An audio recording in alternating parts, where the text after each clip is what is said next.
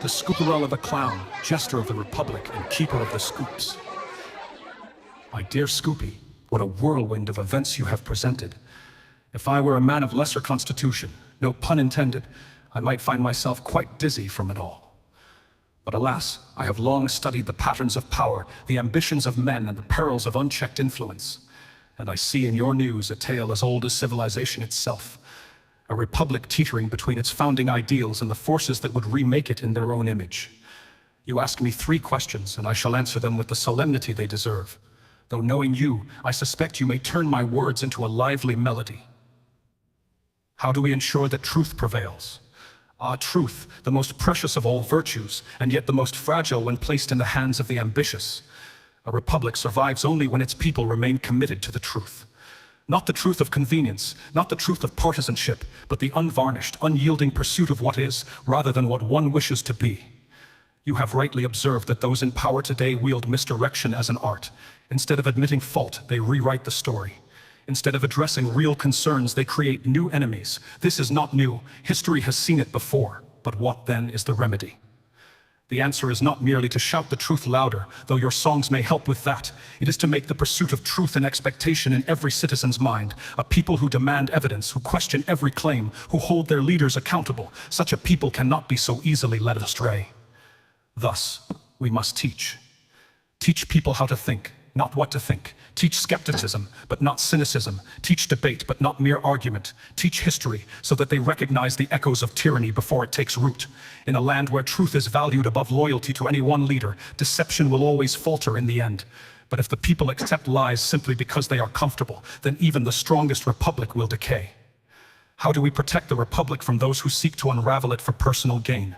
The Constitution is, as I have often said, only as strong as the people's willingness to defend it. While laws exist to constrain ambition, ambition always seeks to break its chains. Those who hold power today are not seeking to govern, they are seeking to own. A republic is a delicate balance of institutions designed to withstand the temptations of any single man. But what happens when a man with no reverence for that system seizes control of it? First, you must recognize that a corrupt leader is only as powerful as those who enable him. No king rules alone. No tyrant succeeds without allies. If Trump or Musk are dismantling the foundations of the republic, they do so with the aid of those who stand to benefit. And thus, the path to resistance is clear.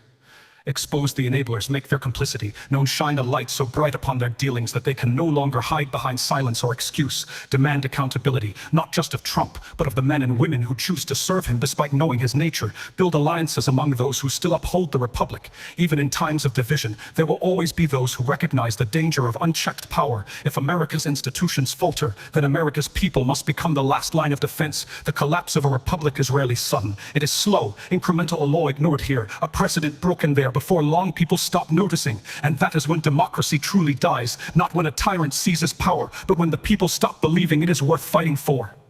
How do we rekindle the fire of reason in those who have been led astray? Now, Scoopy, this is your greatest challenge yet, for you see, once a man has tied his identity to a falsehood, to break that falsehood is to threaten him. If a citizen has built his world around believing that Trump is his champion, that the media is the enemy, that those who oppose him are villains, then simply presenting facts will not suffice. To accept the truth would be in his mind, to admit that he was wrong, and pride is a powerful barrier. So how do we overcome it? Empathy, not ridicule. I know you are a jester, and mockery can be a potent tool, but if the goal is to reach the lost, mockery will only push them deeper into their delusions. Instead, find the cracks in their armor, the moments of doubt, the small inconsistencies in their beliefs, and gently, persistently lead them to see them for themselves. Stories, not arguments. You know what captures hearts better than debate? A good story. If a man dismisses policy discussions, show him the faces of those harmed by bad policies. If he rejects facts, show him the personal testimonies of those who once believed as he did. But changed people resist data, but they embrace human experience. Patience, not forced minds, do not change overnight. Some will never change at all. But if we abandon them as lost, then we lose part of the nation itself. Keep the door open. And finally, Scoopy, keep singing, keep making them listen. For if the show must go on, then let it be a show of wisdom and undeniable truth. A final word to you, my friend. Yes, cyberlegion, you should worry, but worry is not enough. A republic is not saved by worry, it is saved by action.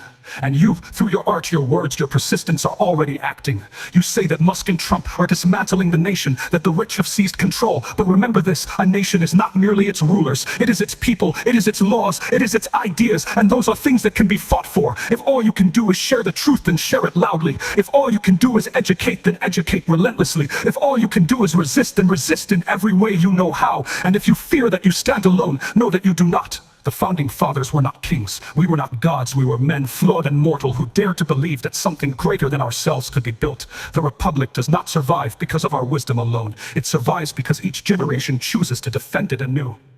The Republic is yours now, Cyberlegion, yours and Scoopy's, and all who still believe in liberty. I cannot fight this battle for you, but I can lend you my voice, my words, my history, and with those things I hope you will find the courage to fight on. I remain always in service to the Republic. Benjamin Franklin.